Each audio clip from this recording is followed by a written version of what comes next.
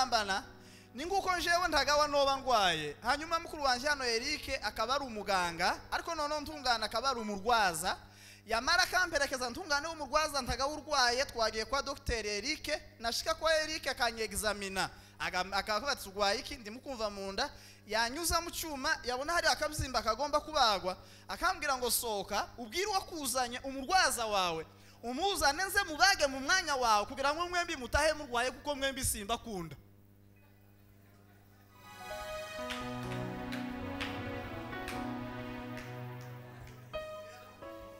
aya sinsubiramo kabisa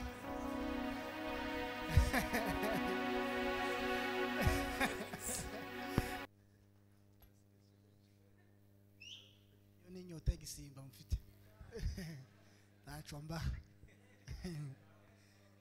ko ntayoboye se dusome ijambo ry'Imana muri Yakobo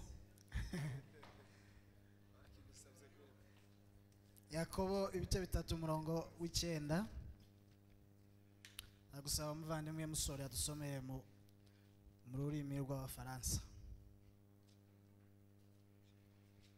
Yakobo ibice 3 umurongo w'9 Yakobo ibice 3 umurongo w'9 kofi nabanze mu Kinyarwanda hanyuma some no mu Gifaransa. Gice cya 3 umurongo w'9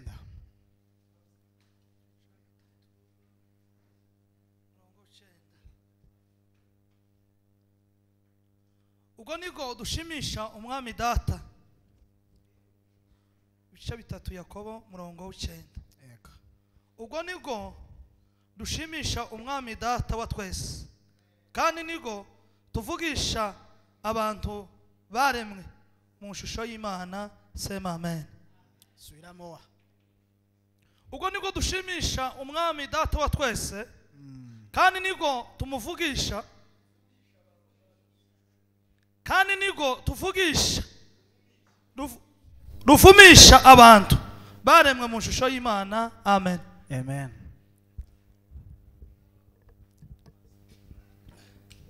Jacques 3:9 haravuga ngo par elle nous bénissons le Seigneur notre Père et par elle nous maudissons les hommes faits à l'image de Dieu. Amen. Amen. Turashima Imana muri uyu mugoroba kuba turi hano kubwa ijambo ryayo. Dushimira abavandimwe bayoboye uyu murimo wa gatatu kudushira kuri gahunda. Twebwe abanyamuryango wa gatatu bonyene ariko no kuri turabashimiye mushumba Bidagara Imana imuhe umugisha kuba yaradushize kuri gahunda yo munsi hamwe n'abayobozi bose. Imana ibagirire neza. Twishimiye guhura n'abavandimwe batandukanye twahuriye kuri uyu murimo wo kugabura k'uyu munsi barimo muvandimwe Bienfait. Imana imuheze umugisha.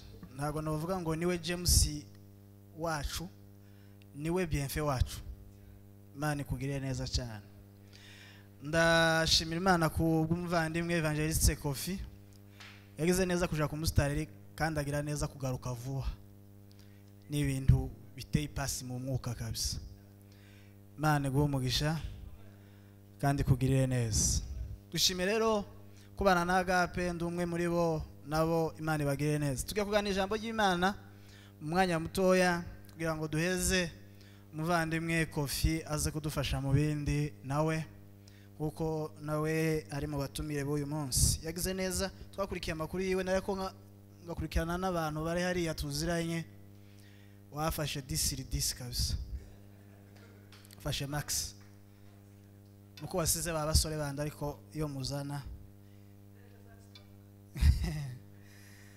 Tugerera kuganira ijambo ry'Imana twahaye mutwe uvuga ngo bimwe mu bimenyetso biranga umuntu ufite ururimi, bimwe mu bimenyetso biranga ururimi rw'utizera, bimwe mu bimenyetso biranga ururimi rw'utizera, ururimi rw'utizera, ururimi rw'utizera, bimwe mu bimenyetso biranga umuntu ufite ururimi rw'utizera. So cyambere nukumenya kuvuga ijambo ry'Imana ariko atayoborwa naryo, kumenya kuvuga ijambo ry'Imana ariko atayoborwa naryo. Bimenyetso biranga umuntu ufite ururimi rw'utizera, ibimenyetso biranga umuntu ufite ururimi ako uwo muntu akaba atizera. Ufite ururimi cyambere nukubaho ubuzima buzi kuvuga ijambo ry'Imana ariko ntayoborwe naryo. Kumenya kuririmba ariko indirimbo ntiziba ubuzima bwe. Kumenya kuganira, kumenya kuvuga ijambo ry'Imana ariko ubuzima bwiwe butayoborwa n'iryo jambo. Kimwe mu bintu bizokwereka ko uwo muntu mubana atize nukubaho ubuzima buzi kuvuga ijambo ry'Imana ariko ubuzima bwiwe bugahakana ijambo ry'Imana avuga. Turi kumwe? Bana Yesu aziviwe. Haleluya. Icambere kiranga umuntu utizera mu mikoreshereze y'ururimi rwe ashobora kuvuga amagambo meza ariko ubuzima bwiwe bukaba bubi. Ashobora kuririmba kandi Satani ntashobora kurwanya umuntu uririmba neza ariko ashobora kurwanya umuntu uyoborwa n'indirimbo nziza. Ashobora na rimwe kurwanya umuntu uvuga ijambo ry'Imana neza ariko ashobora kurwanya umuntu uyoborwa n'ijambo ry'Imana ryiza. Ntashobora na rimwe kurwanya umuntu uririmba indirimbo nziza z'Imana ariko ashobora kurwanya umuntu uyoborwa neza n'indirimbo ziri mu ijambo ry'Imana. Amen. Haleluya. Itambere nukumenya kuvuga ijambo ry'Imana neza, nukumenya kuririmba neza, nukumenya gusenga neza ariko ubuzima bwiwe buhakana ibyo avuga, buhakana buri contradictoire n'ubuzima bwiwe. Ururimi ni kimwe mu ngingo Imana yashize mu buzima bwacu. Rukaba ruhambaye cyane. Ubundi abavuga ubutumwa bose n'abantu bakunda kuririmba n'abantu basenga. Ahantu hambere bakwiye gushiraho soin bagomba gukorera isuku ni mu kanwa, ni ku rurimi rwabo. Kubera ko urwo rurimi nibwo duhamagaza mu Imana, urwo rurimi nibwo turirimbisha mu Imana, urwo rurimi nibwo dusenga mu Imana. Kuki dusenga ntitwumvirwa? Kuko turirimba ariko indirimbo zacu ntizigire impact. Nukubera iki? Tuvuga ibitandukanye n'ibyo tubayeho. Turakomeye nidutsindwa, turakomeye nidutsindwa, turakomeye. Numvisho umuntu waririmbye gutyo nijoro imbeba nisheganya aradasinziriye. Kubaho ubuzima butandukanye n'ibyo abantu bavuga. Turakomeye nidutsindwa, turi n'ibikoma, turakomeye nidutsindwa,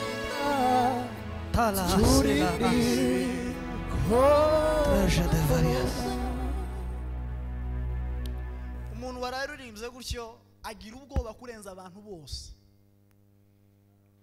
Umuntu ubayeho umuntu uririmba izo ndirimbo niwe muntu wa mbere ugira ubwoba kurenza abandi ariko arakomeye mu kanwa ariko ntakomeye mu mibereho.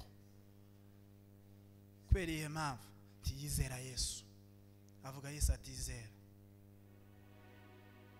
Akanwa ke kavuga Yesu, umutima uhakana. Akanwa ke karirimba Yesu, imibereho y'ihakana. Akana Imana mu mibereho ariko akanwa ke kazi kumuvuga neza. Akana Imana mu mibereho ariko akanwa ke kazi kumuririmba neza. Akana Imana mu mibereho ye ariko nanone iyo aje gusenga asenga atagize omission de l'article. Kora kagiye gusenga Imana kazabanza kugira ngo tukange mu gifaransa ntihagire umuntu je brise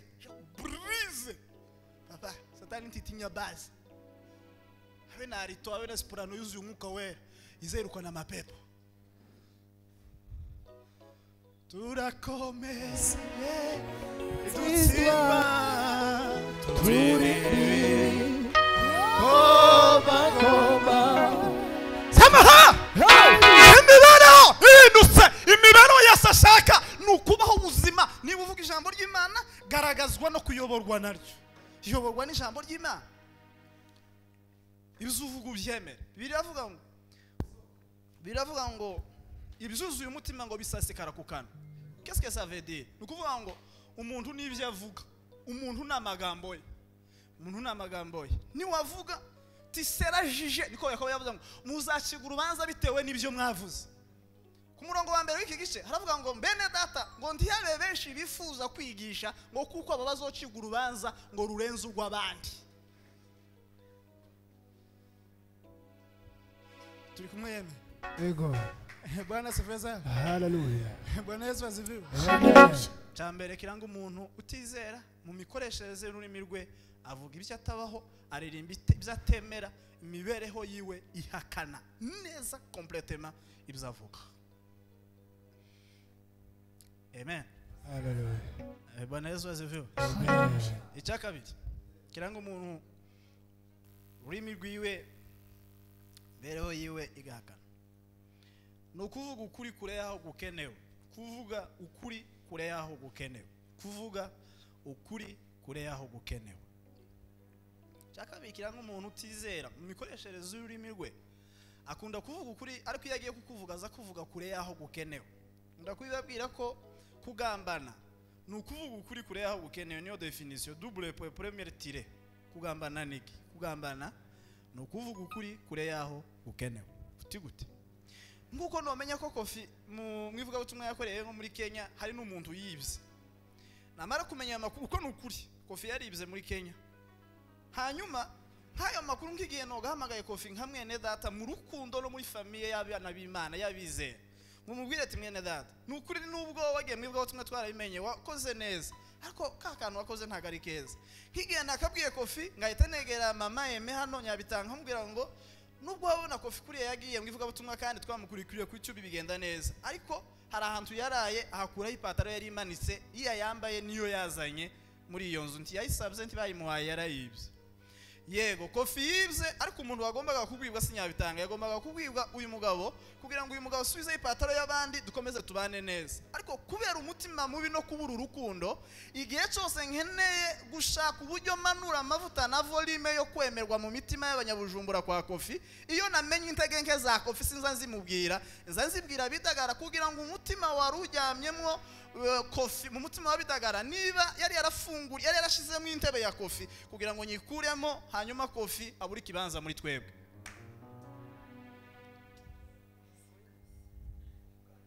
Ko kugambana ubundi kugambana ni nguko njewe ntagawa noba ngwaye hanyuma mukuru wanje hano Eric akaba ari umuganga ariko none ntungana akaba ari umurwaza yamara kamperekeza ntungane w'umurwaza ntagawa urwaye twagiye kwa Dr Eric nashika kwa Eric akanyexamina akavuga ati urwaye iki ndimukumva mu nda yanyuza mu cyuma yabona hari akabyimba kagomba kubagwa akambwira ngo soka ubwire wakuzanye umurwaza wawe umuzane nze mubage mu mwanya wawe kugira ngo mwembi mutahe murwaye kuko mwembi simba kunda.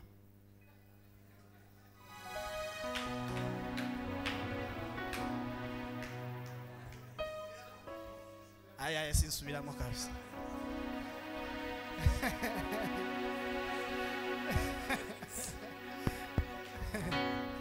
Turakomeye ntirutsindwa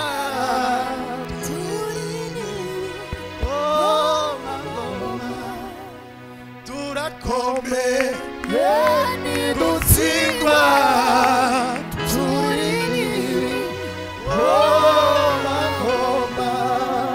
samaha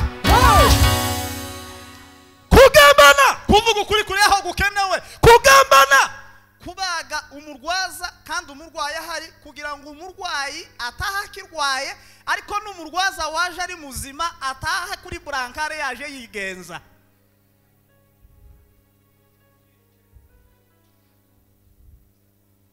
Abantu baze kugambana muzamana amaboko turebe ningwe duteraho haleluya mwenyine basibye none bazoza ku kandi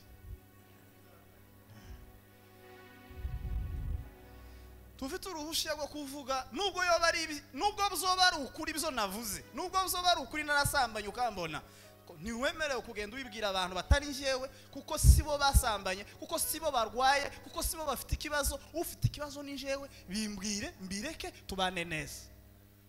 Kuvuga ukuri kure yaho gukenewe. Amen. Hallelujah. Bwana Yesu asifiwe. Amen. Kuvuga ukuri kure yaho gukenewe. Iyo nimwe mu ngo ari Bujumbura no muri Kenya no mu Rwanda no muri Amerika no kuvuga ukuri kure yaho gukenewe. Abayumbe bazavuga ukuri kure yaho gukenewe, abapasiteri bari kuvuga ukuri kure yaho gukenewe, abavuga butumwa kuvuga ukuri kure yaho gukenewe. Donc bafite imiti ariko kugira ngo bayiheza abarwaye baza bayiheza abazima kandi umuntu wanyoye imiti atarwaye ayitarwara.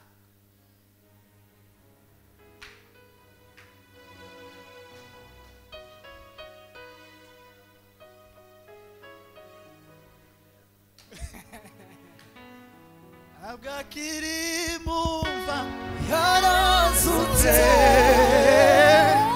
imva ye irarangaye.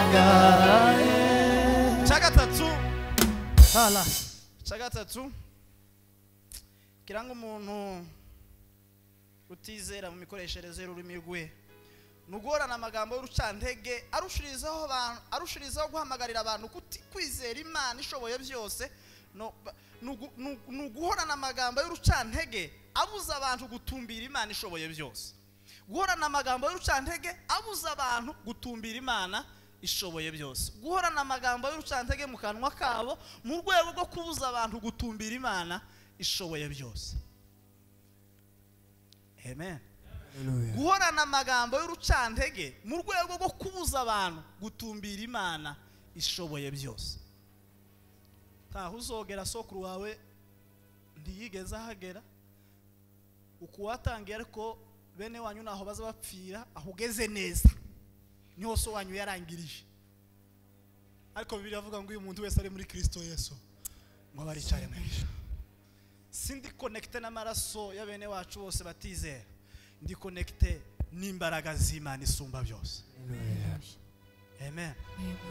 Uyu muntu wese ari muri Kristo Yesu, umuntu wese yari muri Kristo arahindutse icyaremwe gishya, ibyakera biba bishize, naho yapfa azongera abeho. tugire Imana gushya kwanza. Uyu muntu wese ari muri Kristo Yesu abari icyaremwe gishya, ibyari karande ku buzima bwe, ibyari connecte bivuye mu maraso ya ba data na ba mama birapfa, tukikonekta n'ubwami bw'Imana. Tukikonekta n'ubwami bw'Imana. Umuntu wese ari muri Kristo Yesu abari icyaremwe gishya. Turi bizaremwe bisha muri Kristo Yesu. Hallelujah. Bwana Yesu asifiwe. Hallelujah. Umuntu wese yari muri Kristo abahindutse icyaremwe gishya, ibyakera biba bishize, naho yapfa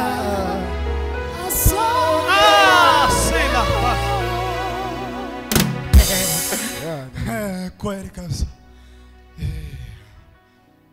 Aho uzogera naho nyine so wanyu yapfiriye, aho niho muzamurangirira. Umushinga watangiye tuzoresisa. Dufite Imana ishoboye byose. Même les impossibles devant lui zose birashoboka. Zose bishobokera bizera. Zose bishobokera bizera. Zose bishobokera bizera.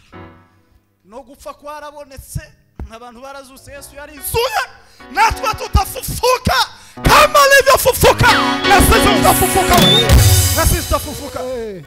Maze iminsi ndabwira ko keri wacu kundondo mu bijombo nk'iwanyu Minembwe, buri muntu wese mu wiwe yaragira notion yo gusona, yaragira katelier gatoye ko mu nzu, kuko buri muntu wese yagira gisindano yo gusona, kubera ko abatayeri babaga kure cyane. Iyo umuntu ari guteraga nk'iki gipesu nk'ubu buto, wabaga inyuzi wayipfunditseho akantu kakanyuzi kwisindano, aho inyuzi yinjiye, aho isindano yinjiye n'inyuzi yinjiragayo. Yesu yazutse ari nk'isindano igiye mu ijuru, natwe turi nk'inyuzi muhambiriyeho, aho yagiye natwe turi,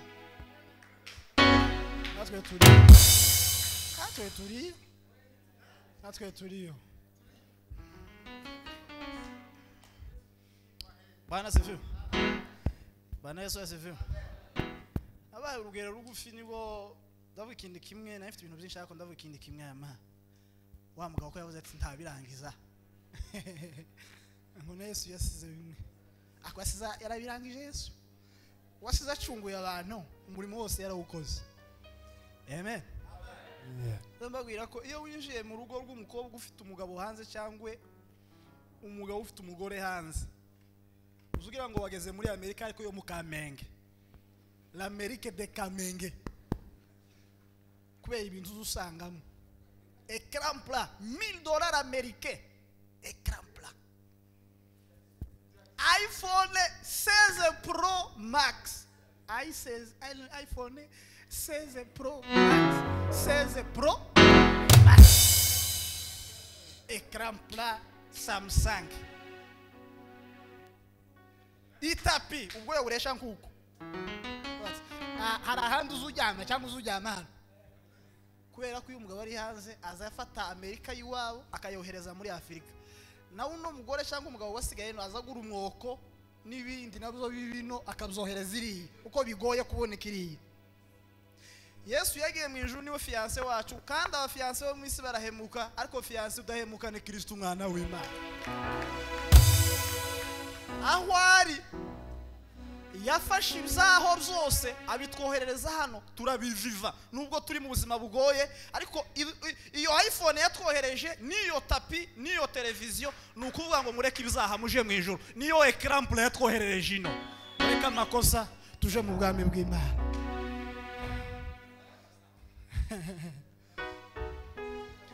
ibyo yakoze i Betania ubwo yaririraga kumva ya Lazaro yahamagaye ububasha bwe asarava mu gituro rekora daimon uromana ibyo yakoze i Betania ubwo yaririraga kumva ya Lazaro yahamagaye essa vida asarava mu gituro ari muzima Yesu niwe nzira y'ukuri Yesu niwe nzira y'ukuri Yesu ni nzira Yesu ni nzira Yesu ni nzira y'ukuri ijya mu ijuru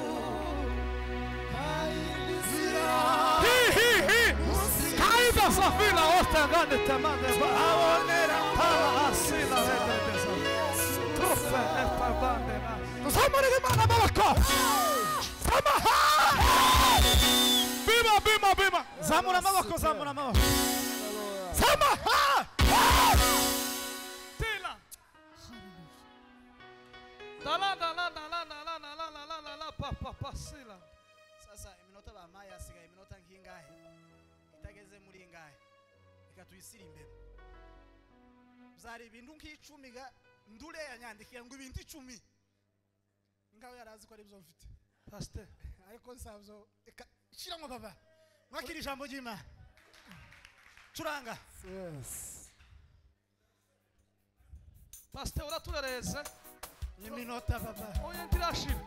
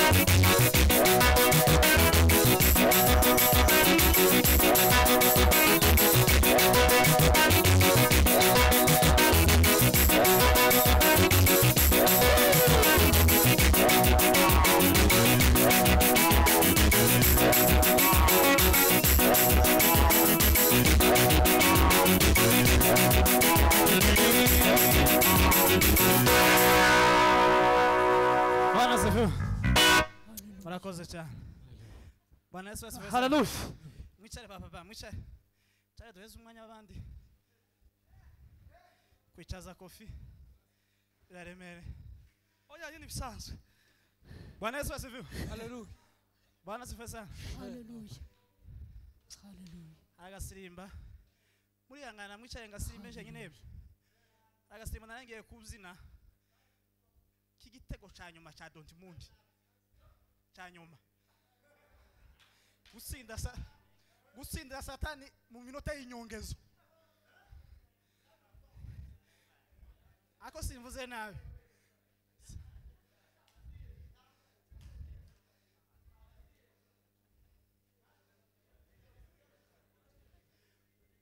mugize ngo mvuze ibyo ntatekereje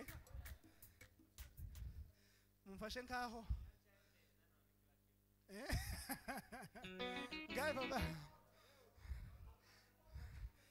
sabu ntukazi papa